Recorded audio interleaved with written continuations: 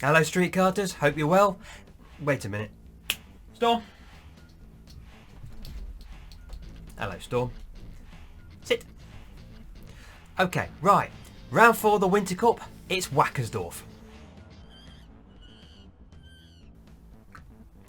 And as is usually the case, I'm running a bit behind time, so I'm going to just get on, show you the fast lap, and I should do a quick commentary over it. Isn't that right, Storm? High five. Okay, at Wackersdorf, the B-spec karts seem to be the best. In my case, I'm going for the CRG Bumblebee edition. That's the only one of the CRGs I've got as a B-spec. For tyres, at these temperatures, we're only going to look at LaCont SKs. And for fuel, it's 100 octane all the way.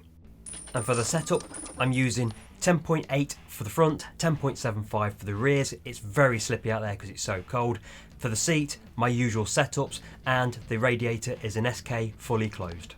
Okay, we're going to pick this up on my best attempt so far in the fastest lap competition. And we're going to start this lap like we would with any other lap at Wackersdorf by going in the shortest possible straight line from the last right-hander all the way to the first right-hander. The first real corner comes at you very quickly and it's very easy to miss your turning and run wide on the left-hand side. Avoid the curb on the right-hand side. And next we've got the first important corner coming up. Braking for this is critical. If you go any further than where I am now, you'll go too deep into the corner and compromise your exit. Braking early helps you maintain control of the kart and get back on the throttle early. Open the steering as soon as you dare and let the kart run out to the left-hand side. It reduces the chance of the engine bogging and you'll pull yourself out of the corner a lot better. Take a tight line for this left-hander but avoid that curb. Allow the kart to run out to the right-hand side of the circuit, but you're going to need to brake early for this left-handed hairpin. Much later than where I am on the circuit right now, and you're going to run too deep. We don't want to lock the brakes up, we don't want the tyres sliding as we turn, and we don't want the engine bogging as we accelerate out the corner. We're trying to maintain control of the kart. Get as close to that curb as you possibly can on the left-hand side, but ideally don't touch it as it will push you out. Feed the power back in with the kart under control, get out as far left as you possibly can, but then swing it straight back in for this right-hander.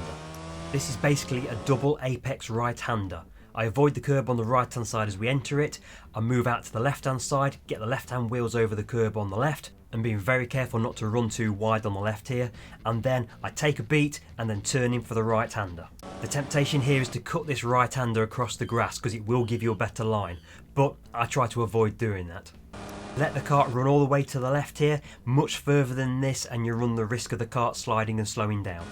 And almost straight away, you're into the braking zone for the next section. I think this next right-left are the hardest sections on this entire lap. Get it right, you can carry a lot of speed. But get it wrong and you're going to be losing so much time. Ideally, we're not running deep into this first right-hander. We're running the edge of the curb without actually touching it. This will give us the best line for the left-hander part of this section. If you're brave, you can monster that curb on the left. Personally, I give it a wide berth. I try not to hit it. The exit of this corner is quite tricky. There's time to be won or lost here. Very easy to run out wide, and it's also easy for the back end to step out under acceleration. Nothing to do now except spot your braking zone for the left-handed hairpin coming up. I tried to brake just before I get to the end of this cut through on the right-hand side here. On this occasion, I've left it a couple of frames too late and I've just run fractionally too wide. Ideally, you either want to kiss this curb on the left-hand side or properly monster it. There's no halfway. If you just clip the curb, it's going to push you out wide. Allow the kart to run out to the far right-hand side of the circuit to allow for maximum acceleration, and then bring it back over to the left-hand side for the next corner. I find Wackersdorf easy to do at night purely because of this corner. That floodlight on the left hand side casts a light and a shadow across the track, and where that shadow starts, that's where I brake for this right hand corner. I'm getting as close as I possibly can to that curb without actually touching it. If you touch it, it's going to push the kart out wide. If you can clip it like this, then you can accelerate hard out of the corner. Again, let the kart run out wide to the extremities of the track, just don't go too far off onto the grass. It gets bumpy and it'll slow the kart down. As we approach the final corner, we've got our last challenge to get your braking and your turn-in points just right. If you turn in too soon, you're going to hit the curb on the inside of the corner. If you turn in too late, you're just going to keep running wide.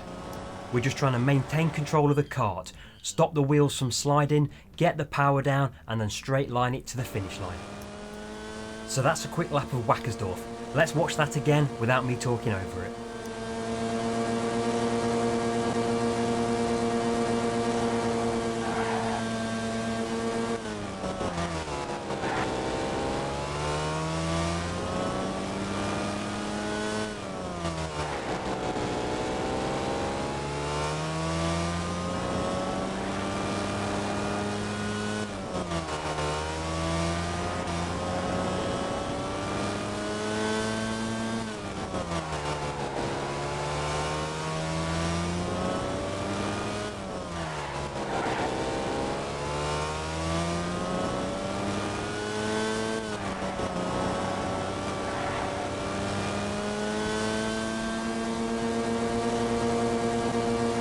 Okay, I hope that's helped you out. As always, like, comment and subscribe, both to Toughmonkeys and to the Street Kart site, and while you're at it, give her a like as well. Give us a shake.